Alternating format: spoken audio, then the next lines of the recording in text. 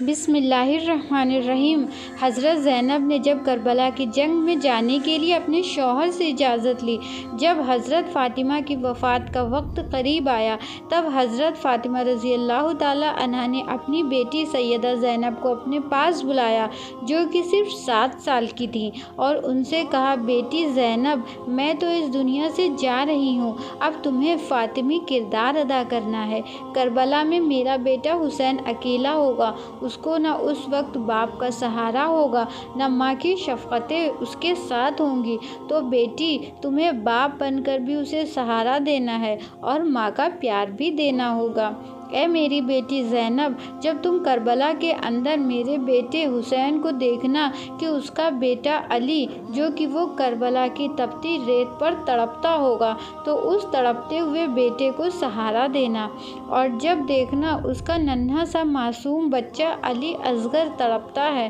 تو اس وقت میرے بیٹے کو سہارا دینا۔ ایک ماں اپنی 7 سال کی بیٹی کو ایک وصیت کر رہی ہے کہ بیٹی تجھے بڑے کارنامے انجام دینے ہیں، تجھے بہت صبر سے کام لینا ہے۔ پھر اس کے بعد جب حضرت زینب بڑی ہوتی ہیں، تب ان کا رشتہ طے ہوتا ہے۔ حضرت عبداللہ ابن جعفر کے ساتھ حضرت سیدہ زینب کا نکاح ہوتا ہے۔ اس کے بعد سیدہ زینب کو حضرت حسین رضی اللہ تعالیٰ عنہ نے کہا، بہن، کربلا میں میرے ساتھ چلنا ہے، لیکن آپ یہاں پر حضرت زینب کا انداز دیکھیں کہ ان کو ماں نے وصیت کی ہے، باپ نے بھی وصیت کی ہے، اور بھائی نے بھی وصیت کی ہے۔ اس کے بعد بھی آپ سیدہ زینب کا کردار دیکھیں کہ زینب پہلے اپنے شوہر جناب عبداللہ ابن جعفر کے پاس جاتی ہیں اور کہتی ہیں کہ کربلا میں جانا ہے تو مقدر ہے، یعنی کہ کربلا میں جانا تو ضروری ہے، وہ تو ہو کر رہے گا، لیکن آپ کی طبیعت بھی ٹھیک نہیں ہے، مگر آپ اگر اجازت دیں گے تو میں بھائی کے ساتھ جاؤں گی، ورنہ نہیں۔ حضرت جعفر کی طبیعت اتنی خراب تھی کہ اس کی وجہ سے آپ اٹھ کر کے کھڑے بھی نہیں ہو سکتے تھے، لیکن اس وقت جب حضرت زینب رضی اللہ تعالیٰ عنہا نے آپ سے آخری اجازت لینے کے لیے آئیں تو آپ ترنت اٹھ کر کے کھڑے ہو گئے، یہ بتانے کے لیے، زینب، تمہیں کربلا تک حسین کا ساتھ دینا ہے، دیکھو میں اٹھ کر کے کھڑا رہنے کے قابل ہوں، اپنے کام خود کر سکتا ہوں۔ سبحان اللہ۔ زینب، اگر جانا تو تنہا مت جانا، دونوں بیٹے اون اور عبداللہ کو ساتھ میں لے کر جانا، اس لیے کہ صدقہ بلاؤں کو ٹال دیتا ہے، تاکہ کربلا کے اندر جب حسین پر بلا آئے تو میری طرف سے اون کو قربان کر دینا اور اپنی طرف سے عبداللہ کو قربان کر دینا، دونوں اپنے بیٹوں کو نواسے رسول پر قربان کر دینا۔ پھر حضرت زینب اپنے بھائی حضرت حسین کے ساتھ میدان کربلا کے لیے مدینہ منورہ سے نکلتی ہیں۔ قدم پر قدم حسین اپنی بہن کا مشورہ لیتے ہیں۔ اس کے بعد پھر زینب کربلا تک آتی ہیں اور حضرت زینب حسین کی شہادت اور حضرت حسین کی شہادت ہوتی ہے، اور آپ اپنی بہن کو جب آخری سلام کرتے ہیں تو کہتے ہیں، زینب، اب بات یہ ہے کہ تمہاری اور میری ملاقات میدان محشر سے پہلے نہیں ہو سکتی۔ میری بہن، میں جا رہا ہوں، میرے جانے کے بعد ماتم مت کرنا، سینہ مت پیٹنا، صبر کرنا اور آل محمد کی لاج رکھنا۔ اب حضرت زینب کا اصل کردار شروع ہوتا ہے کربلا کی دھرتی پر۔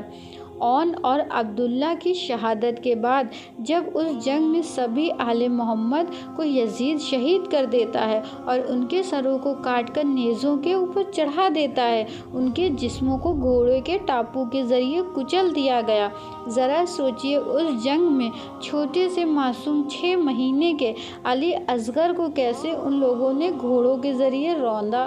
ہوگا۔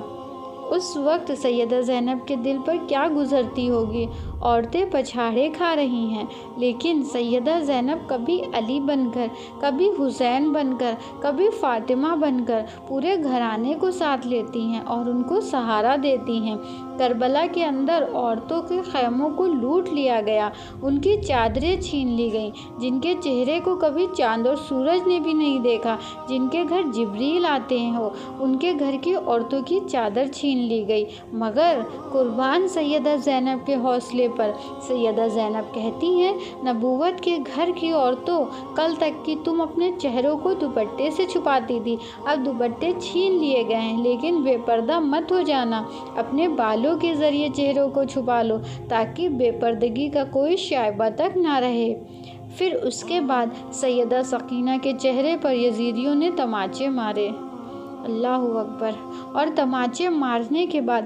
جناب سیدہ سکینہ رضی اللہ تعالیٰ عنہا کے کانوں سے بالیاں کھینچ لی گئیں، اور جب بالیاں کھینچی گئی تو ان کے کان بھی کٹ گئے اور خون بہنے لگا۔ تب سیدہ سکینہ نے اپنی پھوپھی حضرت زینب کو پکارا، پھوپھی پھوپھی پکارنے لگی، اور جس نے کربلا کے اندر بالی کھینچی اور کان کاٹے تھے وہی کربلا کا شخص تھا جس نے سب سے پہلے کربلا میں ماتم کیا تھا۔ وہ ماتم بھی کر رہا تھا اور سکینہ کے پازیب بھی اتار رہا تھا، وہ ماتم بھی کر رہا تھا، اس کے ساتھ بالیوں کو کھینچ بھی رہا تھا۔ کسی نے کہا، ظالم، تو ماتم بھی کرتا ہے اور بالیاں بھی کھینچتا ہے، تو ماتم بھی کرتا ہے اور پازیب بھی اتارتا ہے۔ اس وقت اس شخص نے کہا، میں ان کا شیعہ ہوں،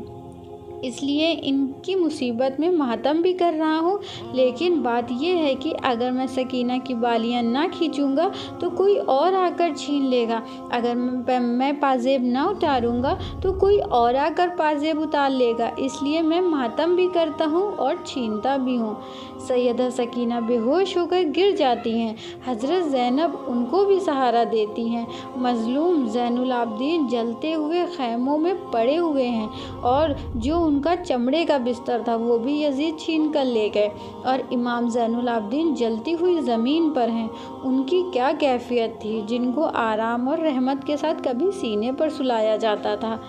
آج ان کے لیے بستر تک نہیں ہے۔ سیدہ زینب خیمے کی آگ پر چلتی ہوئی کبھی اندر جاتی کبھی باہر آتی۔ کسی نے پوچھا، اے بی بی، کیا تمہیں تمہاری جان کی پرواہ نہیں ہے؟ تو آپ نے فرمایا، کیا کروں، میرے بھتیجے کے خیمے میں آگ لگی ہے، اگر میں بھی چین سے بیٹھ جاؤں تو میرے بھائی حسین کا بیٹا جل جائے گا۔ اس کے بعد حضرت زینب نے خیموں کی آگ پر چلتے ہوئے اندر تشریف لے گئیں اور اپنی پوری طاقت اکٹھا کر کے امام زین العابدین کو اپنے کندھے پر اٹھایا، اور کندھے پر اٹھانے کے بعد آگ پر سے چلتے ہوئے زین العابدین کو لے کر کے باہر آئیں۔ حضرت سیدہ زینب نے ایک زین العابدین کو بچا کے 7 اماموں کی امامت کو بچایا ہے اور قیامت تک کی سیدوں کو زندگی عطا کی ہے۔ بے شک سلام ہے حضرت سیدہ زینب کے حوصلے اور دلیری کو۔ اگر آپ کو میری آج کی حدیث پسند آئی ہو تو پلیز کامنٹ میں ایک سبحان اللہ ضرور کر دیں، اور دین کو پھیلانے کی میری اس چھوٹی سی کوشش میں آپ لوگ بھی میرا ساتھ دیں، میری ویڈیوز کو زیادہ سے زیادہ شیئر کر کے میری ویڈیوز کو، میرے اس چینل کو اپنے رشتہ داروں میں، اپنے جاننے والوں میں، اپنے فرینڈس میں زیادہ سے زیادہ شیئر کریں، جس سے دین کی ان کو بھی صحیح معلومات ہو سکے، اور اس سے ان کی، ہماری، ہم سب کی زندگی و آخرت دونوں بہتر ہو۔ آمین۔